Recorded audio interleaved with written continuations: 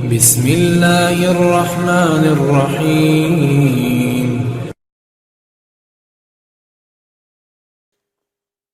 نحمدہ و نصلی علی رسولہ الکریم، اما بعد، اعوذ باللہ من الشیطان الرجیم، بسم اللہ الرحمن الرحیم۔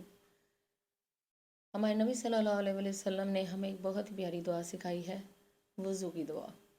وضو ایک بہت بڑا عمل ہے، عبادت ہے، جس عمل سے اتنی بڑی بڑی عبادات کی تکمیل ہم کرتے ہیں، جس عمل سے ہم نماز پڑھتے ہیں، طواف کرتے ہیں، شرط ہے، وضو شرط ہے نماز کے لیے اور طواف کے لیے، تو وہ وضو کتنا بڑا عمل ہوگا، اور اس وضو کی دعا کتنی پاورفل، کتنی طاقتور دعا ہوگی۔ آئیے ہم دیکھتے ہیں، آج سیکھتے ہیں کہ اس دعا میں اللہ سبحانہ تعالیٰ نے ہمیں کیا سکھایا۔ اس دعا میں ہم اس کو سیکھیں گے، یاد کریں گے آج انشاءاللہ۔ بہت ہی پیاری دعا ہے۔ دنیا میں بڑا گھر، آخرت میں محل، رزق میں برکت، کثرت، اور اس کے بعد گناہوں کی معافی، بخشش، کس کی خواہش نہیں ہوتی؟ شاید ہی دنیا میں کوئی ایسا انسان ہو جسے ان چیزوں کی خواہش نہ ہو۔ تو وضو کی دعا میں اللہ سبحانہ تعالیٰ نے یہ ساری چیزیں اکٹھی کر دی ہیں، اور ہمارے نبی نے ہمیں یہ ساری دعا کے اندر سکھا دی ہیں۔ ابھی ہم دیکھتے ہیں کہ یہ دعا کیا ہے۔ اللہم اغفر لی ذنبی ووسع لی فی داری وبارک لی فی رزقی۔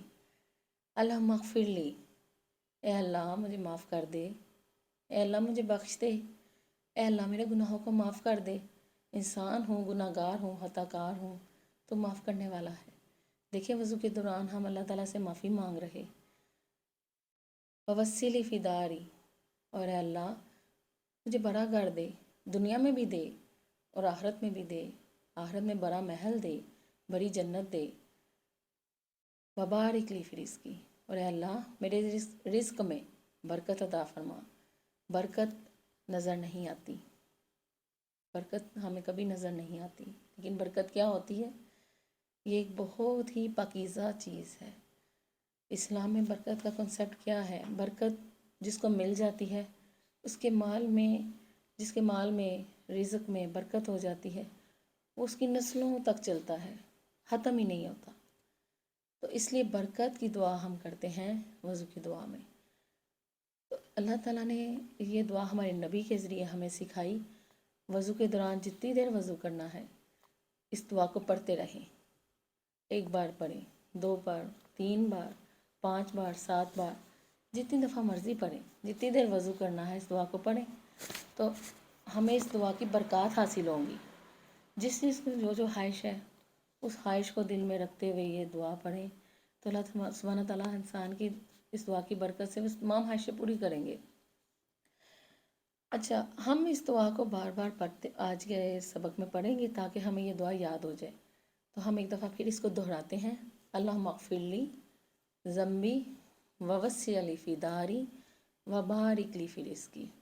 بار بار دہرانے کا مقصد یہ ہے کہ یہ ہم سب کو اچھی طرح یاد ہو جائے۔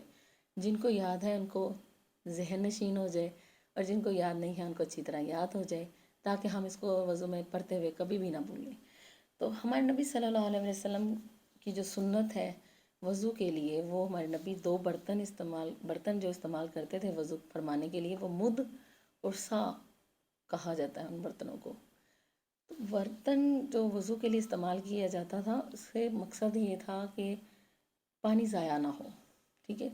وضو میں پانی ضائع نہیں ہونا چاہیے، پانی ضائع کرنا تو ویسے بھی گناہ ہے۔ تو سب سے پہلے وضو کے دوران یہ بھی خیال رکھنا ہے کہ پانی ضائع نہ ہو، اور مسواک کرتے وقت، کلی کرتے وقت پانی کا استعمال جو ہے مناسب استعمال ہو اور ضائع نہ ہو۔ اور پھر وضو کی دعا کی برکت ایسی بھی ہے کہ انسان کے اندر کوئی گناہ، اگر کوئی گناہ کا جذبہ ہو، کوئی گناہ کی عادت ہو، لت ہو، تو اس دعا کی برکت سے وہ بھی چھوٹ جاتی ہے۔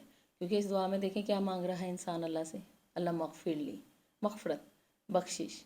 تو اس دعا کی برکت سے وہ گناہ کی لت، عادت بھی چھوٹ جاتی ہے۔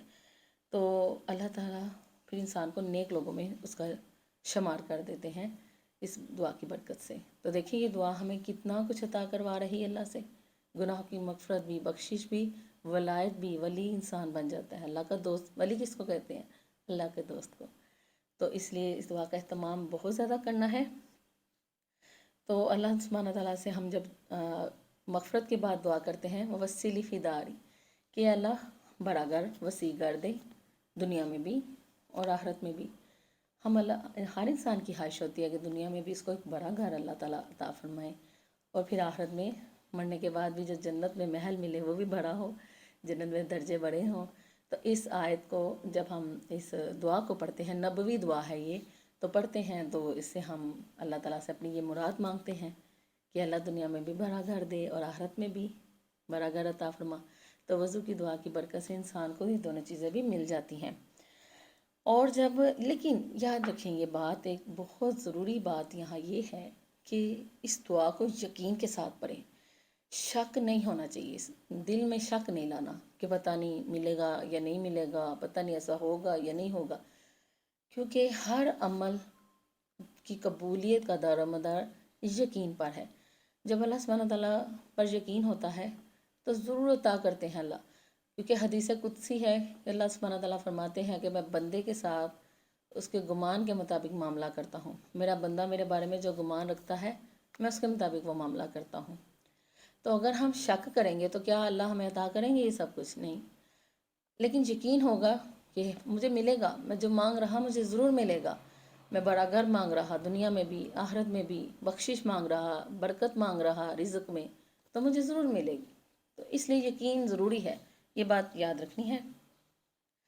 اچھا، اللہ سبحانہ تعالیٰ سے جب ہم جو ووسلی فی داری وبارک لی فی رزقی، وبارک لی فی رزقی جو ہے اس دعا میں کہ اللہ برکت والا رزق عطا فرما. تو رزق ایک تو ہوتا ہے نا جسمانی رزق، جیسے ہم دنیا کی نعمتیں ہیں، کھانا پینا سارا نعمتیں. ایک ہوتا ہے روحانی رزق. تو روحانی رزق بھی ہم اللہ تعالیٰ سے اس دعا میں مانگتے ہیں کہ اللہ ہمیں دنیا کا رزق بھی زیادہ عطا فرما، اس میں برکت بھی عطا فرما، اور روحانی رزق بھی عطا فرما. روحانی رزق میں کیا کیا آتا ہے؟ نماز، روزے، سجدے، تہجد، قرآن، تسبیح، نیک اعمال، اللہ کی یاد، اللہ کا ذکر، یہ سارے روحانی رزق ہیں. ٹھیک ہے، تو روحانی رزق بھی اللہ تعالیٰ زیادہ کر دیتے ہیں. یعنی اس دعا کی اتنی برکت ہے کہ انسان کا عبادت کی طرف بھی دل مائل ہو جاتا ہے. دنیا کا رزق بھی اللہ وفر دے دیتے، برکت والا جو نسلوں تک چلتا ہے. لیکن ساتھ اللہ سجدے بھی زیادہ کر دیتا ہے، انسان کا نماز میں دل لگتا ہے، قرآن میں دل لگتا ہے، تسبیح، روزے. تو کتنی خوش قسمتی کی بات ہے. بعض اوقات انسان کے گناہوں کی کثرت کی وجہ سے اللہ تعالیٰ رزق نہیں چھینتا، پیسہ نہیں چھینتا، مال دولت نہیں چھینتا، وہ بلکہ زیادہ کر دیتا ہے آزمائش کے طور پر. لیکن بعض کا گناہوں کی کثرت کی وجہ سے اللہ تعالیٰ سجدے چھین لیتا ہے.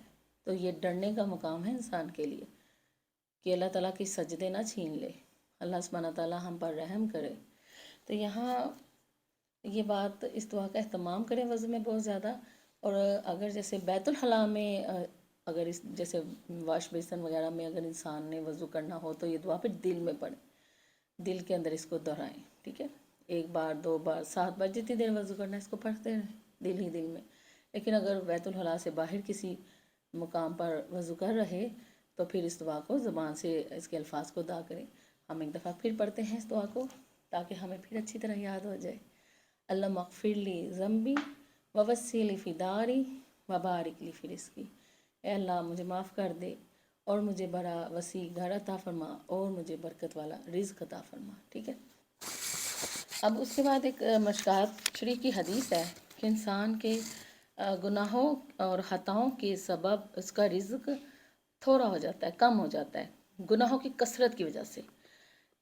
رزق جو آسمان سے رزق آتا ہے اس میں رکاوٹ آ جاتی ہے. تو لیکن جب انسان اللہ سے استغفار کرتا ہے تو وہ رکاوٹ دور ہو جاتی ہے اور انسان کا رزق بڑھ جاتا ہے. تو رزق کی اللہ تعالیٰ بارش کر دیتے ہیں استغفار کی وجہ سے. تو اس دعا میں دیکھیں استغفار بھی ہے، اللہ مغفر لی. ٹھیک ہے، یہ استغفار ہے. تو اس دعا میں استغفار بھی ہے. تو دعائیں یاد کرنا آج کے دور میں کوئی مشکل نہیں ہے. آج کل موبائل میں ڈاؤن لوڈ کر لیں، وہ بار بار پڑھتے رہیں، یاد ہو جائے گی. تو اس کو لکھ لیں کہیں تو انشاءاللہ یہ یاد ہو جائے گی. تو اس کو بار بار وضو میں پڑھنے کا ضرور زیادہ سے زیادہ اہتمام کریں، اس کو اپنی زندگی کا حصہ بنائیں.